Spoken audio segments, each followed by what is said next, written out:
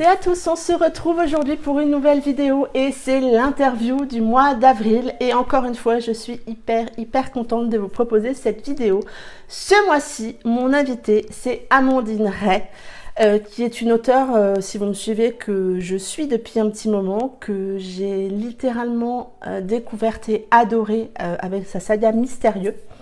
Depuis, il y a eu Ambre, depuis, il y a eu Storm, le tome 1. Et en plus d'être une auteure dont j'aime vraiment beaucoup les écrits, c'est une personne assez chère à mon cœur. Donc c'est avec vraiment beaucoup de plaisir que je lui ai proposé de faire cette interview, qu'elle a accepté. Donc merci beaucoup Amandine d'avoir accepté. Et donc c'est parti pour cette interview. Tout d'abord, peux-tu te présenter pour les lecteurs et les lectrices qui ne te connaissent pas ? Bonjour à tous, moi c'est Amandine Ray, j'ai 30 ans, je suis belge, je viens de Liège plus précisément. Je suis en couple depuis 15 ans, maman de 2 petites filles, et j'écris des romans. Peux-tu également nous dire comment t'es venue l'envie d'écrire? Est-ce que c'est ta seule activité professionnelle? Depuis combien de temps tu écris? Alors non, ce n'est pas ma seule activité professionnelle, puisque je suis repasseuse dans une centrale de repassage. J'ai eu envie d'écrire des romans après avoir lu After d'Anna Todd parce qu'elle parlait de la plateforme qui est Wattpad. Et donc du coup, vu que j'écrivais un peu des petites rédactions, des textes assez courts dans des cahiers que je volais à ma mère, je me suis lancée sur Wattpad il y a 4 ans. Et je n'arrête pas depuis. Donc voilà. Combien de temps par jour consacres-tu à l'écriture? Quel est le meilleur moment de la journée pour écrire pour toi? Alors, pour moi, le meilleur moment de la journée pour écrire, c'est la nuit, parce qu'il n'y a pas de bruit, il n'y a pas les enfants qui viennent, maman, il n'y a pas ça. Mon mari regarde Netflix, donc il ne fait pas de bruit non plus. Et donc la nuit est source d'inspiration, parce qu'il fait calme, que... Il n'y a plus rien qui presse, si ce n'est le sommeil de temps en temps quand même. Et combien de temps j'écris, on va dire, ça peut aller de 1 heure à plus. Généralement, on va dire, si j'ai que 1 heure devant moi, je n'allume même pas mon ordinateur. Donc on va dire quand je commence, c'est généralement vers 21 h et je m'arrête vers 1 h du matin. Voilà. Quel est le meilleur moment dans l'écriture? Est-ce que c'est au moment où tu imagines l'histoire, au moment où tu l'as écrit, au moment où tu l'as fini? Pour moi, c'est quand je suis en train de l'écrire. Parce qu'il faut savoir que moi, je ne travaille pas avec une trame, pas avec ça, mais en fait, je vois des auteurs qui réfléchissent d'abord à ce qu'ils pourraient bien écrire, et puis ils font un squelette du texte et tout ça. Moi, je fais pas tout ça. Moi, je tape mon idée. Comme j'appelle ça, une inspiration du moment, en fait. Voilà, j'ai une idée, j'écris comme ça me vient. Et après seulement, j'en fais quelque chose. Et c'est quand on voit que ce quelque chose fonctionne et que ça peut donner quelque chose de bien que j'adore. Voilà. Dans tous les romans que tu as écrits, quel est ton préféré et pourquoi? Ce serait Mystérieux tome 3, Rédemption. C'est vraiment celui-là que j'aime le plus dans tout ce que j'écris, parce que c'est le premier livre où je me suis écoutée, moi, uniquement moi, où je n'ai pas pris en compte les remarques de qui que ce soit, quand on écrit, des fois, voilà, il y a l'entourage. Par exemple, moi, je lis mes textes à mon mari, oui, le pauvre. Donc, à chaque chapitre que je lis, je dis chérie. Non, je dis pas chérie en vrai, hein, mais je lui dis je peux te lire. Bon, et des fois, il me dit que c'est pas fort bien, ou que telle phrase ne veut rien dire, ou que tel mot ne convient pas, que ce serait mieux un autre. Donc voilà, alors j'écoute les bêtas aussi, et pour ce tome 3, donc je n'ai pas eu de bêta, il y a mon chat qui se fait l'incruste. Et donc du coup, ne pas avoir de bêta, ça peut être un inconvénient, mais ça peut avoir aussi un effet positif. Donc comme dans ce tome 3, parce que justement je me suis écoutée moi toute seule, et je sais bien que si j'avais eu une bêta un peu trop sensible, ou une bêta accro happy end. Elle n'aurait pas été d'accord avec comment je voyais les choses pour ce tome 3. Et on va dire, pour moi, c'est un tome très très fort en émotion. Il l'a été pour certaines lectrices, il a été encore plus pour moi qui l'ai écrit, parce que ce tome 3, ça a été beaucoup de larmes, de remise en question, et puis, pour plein d'autres raisons que je ne dirais pas, c'est mon préféré, ce tome 3. Peux-tu nous parler plus précisément de ta dernière sortie, le tome 1, Storm? Alors Storm, c'est un boxeur, un ancien boxeur, champion national, et il a été banni des rings parce que il a essayé de tuer quelqu'un, donc du coup il a été banni des rings par sa fédération et il s'est retrouvé en prison. Quand il est sorti de prison, malheureusement, son idée de vengeance ne l'avait pas quitté. Et donc, il n'a que ça en tête. Il veut se venger et il y parviendra. Il fera tout pour y parvenir, en tout cas. Et donc, voilà. Storm, c'est l'histoire d'un homme brisé par la vie, par l'amour, par sa mère, par son père, par son frère. Et sa rencontre avec Face... et on va dire improbable un petit peu, parce que je pense pas qu'ils étaient destinés à se rencontrer. Et Face, c'est une fille comme toutes les autres femmes, qui a des complexes, énormément de complexes sur son corps, parce qu'elle est un peu ronde et qu'elle ne s'accepte pas telle qu'elle. C'est une femme aussi qui a eu une enfance... banale, on va dire. Elle a eu une famille très aimante, elle faisait de la danse, elle avait des amis, et suite à un drame justement qui va se jouer dans sa famille, qu'elle ne comprendra pas, pour lequel elle n'aura pas de réponse, sa vie va basculer. Et donc, elle va vivre des choses que voilà, personne ne devrait vivre non plus. Et voilà, et je pense qu'entre elle et Storm, donc, c'est un amour un peu interdit. Faye, c'est la sœur de l'ennemi juré de Storm. Donc c'est un amour qui ne devrait pas avoir lieu, et pourtant, il aura lieu. Et je ne dirai rien d'autre. Où puisses-tu ton inspiration pour tes histoires et tes personnages? Alors là, bonne question. Je ne sais pas. On va dire, il y a beaucoup de répliques que c'est de mon mari, des fois, les piques un peu souvent lui, parce que mon mari a un humour très tranchant, des fois. Sinon, je dirais, il n'y a rien qui peut m'inspirer, quoi. Une situation dans la rue, je suis très observatrice, donc j'adore observer les gens, leur façon de vivre, je suis très curieuse aussi, alors ça joue aussi, hein. Maintenant, je ne sais pas, mes personnages, je ne sais pas, vraiment, je ne saurais pas expliquer pourquoi. Je sais bien que, par exemple, Storm, il est impossible pour moi de mettre un visage sur sa tête. Voilà, beaucoup de lectrices me disent oui, tu imagines comment Storm, je ne sais pas. Voilà, moi je l'imagine dans ma tête, je le vois comme je le décris dans le livre. Mais pour moi, il n'y a aucune personne qui lui correspond réellement. Donc je m'inspire pas des acteurs ou des mannequins ou là, des boxeurs en l'occurrence. Je m'inspire beaucoup des traits de caractère aussi de mes amis, des personnes avec qui je parle, des personnes que je côtoie plus souvent.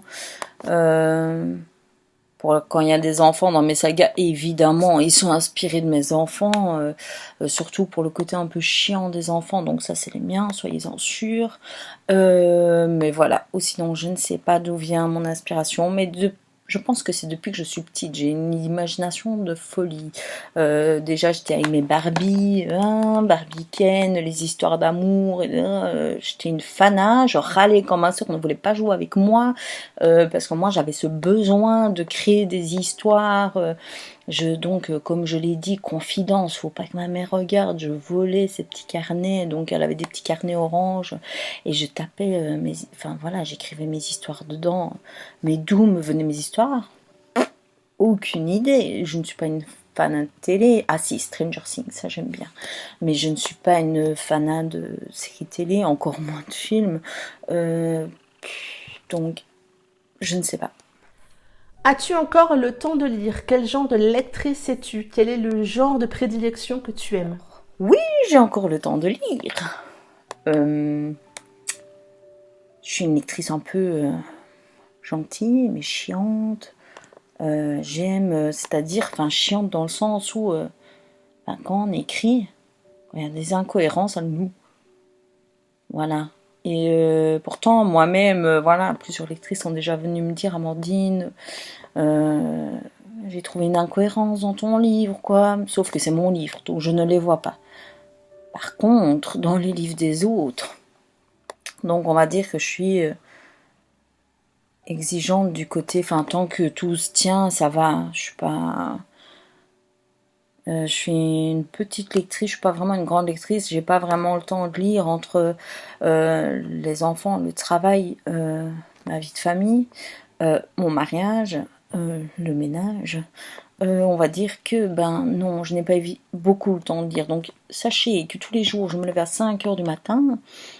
Et que chaque jour, en attendant que mes enfants se lèvent, qui s'il est vers 6h15, je lis. C'est mon moment à moi. Je lis dans le bain, je lis le matin, donc je n'ai que ce temps-là pour lire. Et évidemment, un peu les week-ends, quand je n'ai rien de spécial à faire ou je n'ai pas envie de faire non plus. Mais voilà, je suis une petite lectrice. Et quel genre je lis? Je ne lis pas d'histoire d'amour, tout simplement parce que quand on en écrit, en fait, j'ai pas envie. On va dire, les histoires d'amour, c'est souvent un peu la même chose. Hein. Donc, du coup, ça me lasse. Et c'est bizarre à dire pour une auteure de romance, mais voilà. En fait, ça me lasse. Et donc, du coup, ben, je ne lis pas d'histoire d'amour. Je lis beaucoup du thriller. Du suspense, avec du suspense, comme par exemple la maison d'édition Hauteville qui a de très bons suspense que j'adore. Et aussi des histoires vraies. J'aime beaucoup les témoignages. Où c'est les histoires où je peux apprendre beaucoup de choses sur la guerre. Enfin voilà, moi je suis une fan de ça, d'apprendre. Et vraiment tout ce qui est témoignage, que ce soit sur n'importe quoi, j'adore. Voilà. Peux-tu me décrire ton espace de travail quand tu écris? Vraiment? Alors, mon espace de travail, c'est ma table de la salle à manger. Alors, des fois, t'as ma tasse de café à côté de moi, donc il y a mon ordinateur. À ma droite, il y a ma tasse de café ou de cappuccino ou de thé, parce que le soir, je vais plus vite prendre du thé, parce que sinon, la nuit, je vais me réveiller, je vais faire pipi, donc ça ne va pas, donc je bois du thé. On a quand même besoin de faire pipi, mais bon, c'est un très bon réveil matin. Alors, du coup, il y a mon café, il y a mon carnet rouge de l'autre côté avec mon stylo, parce qu'il faut savoir que mes recherches, pareil, je l'ai fait à part pour Mystérieux Tome 4 qui a été beaucoup de recherches et parce que voilà, le monde carcéral c'est un peu ma passion. Enfin, je suis vraiment une férue, une passionnée. J'ai regardé tous les reportages qui existent avec ça, tellement j'adore. Alors pour Storm, on va dire, je suis pas une boxeuse, j'y connais rien à la boxe, donc j'ai mon petit carnet, j'ai regardé sur YouTube des tutos pour apprendre la boxe. Il expliquait toutes les sortes de coups qu'il y avait. J'ai toujours rien compris, quoi, mais j'ai juste noté les idées principales, voilà, et je me démerde avec ce que je fais. Et enfin, soit derrière, soit dessus, il y a le chat. Le chat qui est très important dans la vie d'un écrivain. À ce qui paraît, il empêche d'écrire aussi. Voilà, quand il dit que j'ai écrit trop longtemps, il vient, il m'emmerde. Donc voilà. Non, blague à part. Mais oui, il y a voilà, j'ai pas vraiment d'espace de travail, je n'ai pas de bureau, j'ai une toute petite maison, donc évidemment la chambre qu'on avait en plus, ce n'est pas devenu un bureau, c'est devenu une salle à bordel des enfants, une salle de jeu. Et donc voilà, j'écris dans ma salle à manger, et vu que c'est le soir et qu'il fait calme, j'en profite. Quand tu écris, écoutes-tu de la musique et si oui, laquelle? Alors oui, j'écoute beaucoup de musique. Alors, ça peut passer de 21 Pilots, c'est un groupe que j'adore et que j'ai été voir en concert. Enfin, je suis une fan à deux. Le problème, c'est que si j'écoute 21 Pilots, je chante et je fais la batterie sur le clavier de mon ordinateur, donc ça ne va pas. Et en plus, j'ai pas envie de casser mon ordinateur. Donc, j'essaye d'éviter 21 Pilots pour cette simple bonne raison, même si j'aime bien. Donc j'écoute souvent du Eminem, du NF, NF que une bonne découverte musicale alors que j'étais en train d'écrire et depuis généralement c'est NF parce que c'est des textes donc un peu enfin de rap et que américain hein, je précise parce que sinon pas de musique française c'est pareil sinon je chante et ça ne va pas si je chante dès que j'écris après j'écris ce que je chante donc ça ne va pas alors ben voilà, j'écoute NF qui est du rap et avec un rythme dans la musique très bam bam bam et quand j'écris j'ai besoin de ça justement voilà par exemple quand je n'ai plus d'inspiration que je bloque sur mon chapitre je vais mettre une chanson de lui ou d'Eminem c'est un peu le même style de musique d'ailleurs ils sont souvent comparés et donc je mets une de leurs chansons et je me laisse emporter par le rythme de leurs paroles et ça va, ça vient tout seul et c'est bon. Quelles sont tes prochaines sorties? As-tu un projet en cours? Est-ce que tu peux nous en dire un petit peu plus? Alors, ma prochaine sortie, ce sera le tome 2 de Storm, évidemment, parce qu'évidemment, j'ai été une méchante auteure à la fin du tome 1, mais je kiffe faire ce truc-là, ou sinon vous n'auriez pas envie de lire la suite, alors évidemment, bien ma sortie du tome 2, je n'en suis pas très loin dans l'écriture parce que c'est le confinement et que le confinement, même si on pense qu'on a plus de temps, c'est faux. Nous n'avons pas plus de temps. Entre les devoirs des enfants, faire l'institutrice, le ménage, le repassage, nettoyer tout ce qu'on n'a jamais le temps de nettoyer. Ah ben, j'ai pas le temps d'écrire, donc du coup j'en suis pas vraiment très loin dans mon tome 2 de Storm. Néanmoins, je pense que pour les vacances d'été, il sera clôturé. Et donc voilà, ce sera, je pense, pour le moment, on va dire, ce sera, voilà, ce sera ma dernière sortie. Parce qu'après, je n'ai pas de projet, je ne sais pas si je continue, si j'arrête, si d'autres idées viendront à moi, si l'envie y est encore d'écrire. Donc je ne sais pas. Aussi, en tout cas, ce qui est certain, c'est que ce sera ma dernière sortie avant une pause, parce que j'ai besoin d'une pause loin du monde de l'édition, en tout cas, qui est un monde assez fatigant. Donc du coup voilà, j'ai besoin de prendre aussi mon temps, je pense pour moi, pour ma famille, parce que voilà, il faut se dire que quand on écrit, c'est un travail très solitaire. Alors oui, on partage énormément avec les lectrices, avec ses bêtas, mais avec sa famille, on partage pas. Bêtement, quand je prends mon ordinateur, je vois la tête de mes filles, donc du coup, voilà, pour vous expliquer un peu. Donc voilà, je pense que j'ai besoin aussi de prendre du recul là-dessus et surtout j'ai envie de faire un putain de bon roman et c'est pas une blague, je le dis sincèrement et je pense pas que faire un bon roman se fait en 2 jours ou même en 6 mois. Pour moi c'est pas possible, un bon roman ça se fait en plusieurs années.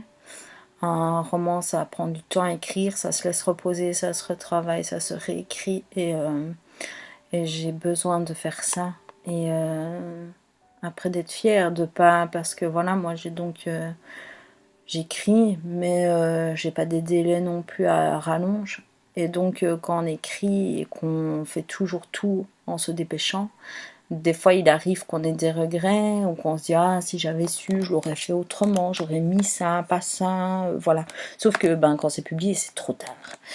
Donc je pense que c'est dans mes projets de faire ma pause, une pause de 1 mois, 2 mois, 1 an, 2 ans, je ne sais pas. Mais en tout cas, ce qui est sûr, c'est que ce ne sera après Storm, le tome 2, je n'aurai pas de sortie qui va suivre parce que je travaillerai sur un bon roman en prenant mon temps. Voilà.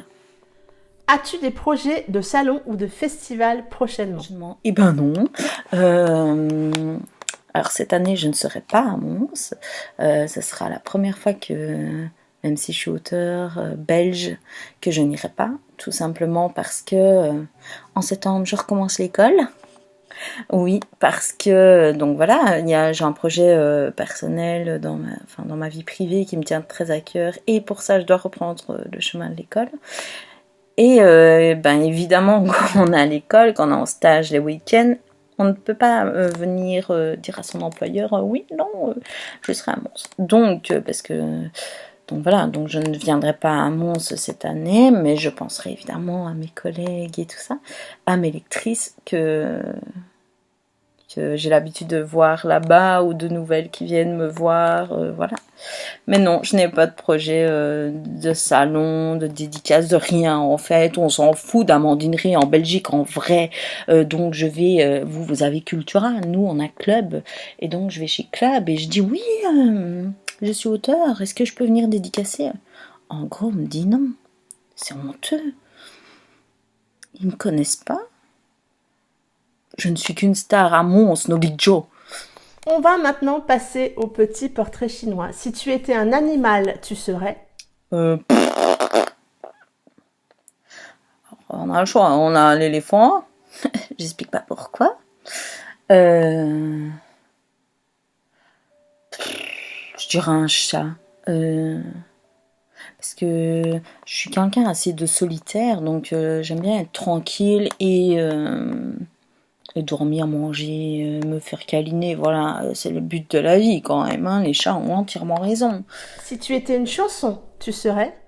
Ça c'est compliqué par contre une chanson. On a tellement que j'adore. Si j'étais une chanson, ce serait... je dirais la dernière que j'écoute beaucoup en ce moment, c'est une de NF. Alors, c'est... je ne sais plus comment elle s'appelle, hein. Donc je vais dire une autre de NF que j'écoute aussi tout le temps, c'est Never Grow Up, donc je ne veux jamais grandir, voilà. Cette chanson, elle a le rythme, elle a les paroles, elle a tout ce que j'aime. Donc voilà, et le clip. Si tu étais un roman, tu serais? Je dirais Storm, évidemment. Parce que Storm, c'est moi, évidemment. Non, je rigole, Storm n'est pas moi, il est mieux foutu que moi, hein. Je vous le dis honnêtement. Mais je dirais Storm, ou chacun des miens. Parce qu'ils ont tous quelque chose de moi, voilà, de personnel. Ou si je devais dire le livre d'une autre auteure, je dirais... on va dire une auteure que j'adore. Tous ces livres, je les lis. Je lis même plus les résumés. Je vois son nom, j'achète, c'est Colleen Hoover, voilà. Évidemment, mon préféré qu'elle a fait, c'est 9 novembre. Alors là, celui-là, magnifique. Si tu étais un dessert, tu serais? Je dirais un tiramisu. Voilà, ça va, je suis pas très gâteau, je suis pas chocolat. Mais par contre, le tiramisu, ça, je le mange à la cuillère. J'adore. J'en mangerai des tas. Mais bon, voilà, quand on voit ça, on comprend que je dois un peu freiner quand même, hein. Si tu étais une boisson, tu serais? Je dirais du café, voilà. Matin, je bois 2 cafés, à 10h, je bois du café, à midi, je bois du café, enfin, je bois du café tout le temps. Donc voilà, je dirais du café avec une petite touche de lait et c'est parfait. Si tu étais un mot, tu serais? Tu m'étonnes. Je dis celui-là parce que je dis tout le temps ça et que j'ai remarqué que ma fille, maintenant, qui a 6 ans, elle le dit aussi tout le temps. Elle dit tu m'étonnes. Donc je dirais tu m'étonnes. Si tu étais un signe de ponctuation, tu serais? Les 3 petits points. Comme Gad Elmaleh le dit, on ne sait jamais, les 3 petits points. Voilà, moi je suis celui-là. Si tu étais une qualité, tu serais? Je dirais la sincérité. Voilà. Je pense que je suis une personne très sincère. Alors, c'est une qualité, des fois c'est un petit défaut quand même, parce que sincère, c'est bien, c'est pas bien des fois, parce que moi je suis une personne qui m'attache très très vite aux gens. Quand je dis que je les aime, c'est que je le pense, et que ben, tout le monde n'est pas comme ça. Voilà. Et que ben, des fois d'être trop sincère, on s'en prend plein la gueule, alors que on le mérite pas vraiment. Voilà. Si tu étais un genre littéraire, tu Eh serais? ben, écoute, je vais te dire, je n'en sais absolument rien. Tant que c'est sombre, on va dire que ça me va. Voilà. Pour finir, veux-tu dire quelque chose à tes lecteurs et tes lectrices? Ben, à part vous dire merci. Merci d'être là, de me lire. Pour vos retours aussi, parce que je pense que c'est gratifiant d'avoir vos retours. En fait, quand on écrit, on est seul. Quand on publie, on a la boule au ventre, le stress, même que c'est notre 40e livre, on a toujours la même peur. Et c'est vos retours qui font qu'on continue malgré tout. Et voilà, donc merci à tous. Et merci aussi à toi, Mumu. Merci, parce que je sais que, voilà, si tu n'avais pas été là, Mystérieux n'aurait pas eu son succès. Et je pense pas que j'aurais vécu toutes les choses que j'ai vécues si tu n'avais pas été là à mes côtés. Donc voilà, merci. C'en est tout pour cette vidéo. Encore merci beaucoup Amandine d'avoir accepté mon interview et de t'être filmée, de t'être prêtée au jeu. C'est toujours un plaisir pour moi de voir que les auteurs sont au rendez-vous quand je leur propose ce genre d'interview. J'espère que cette vidéo vous aura plu. Si vous avez d'autres questions à poser à Amandine, n'hésitez pas en commentaire, il me ferait un plaisir de les relayer. En attendant, je vous souhaite de très belles lectures et je vous dis à très bientôt pour une prochaine vidéo. Bye bye!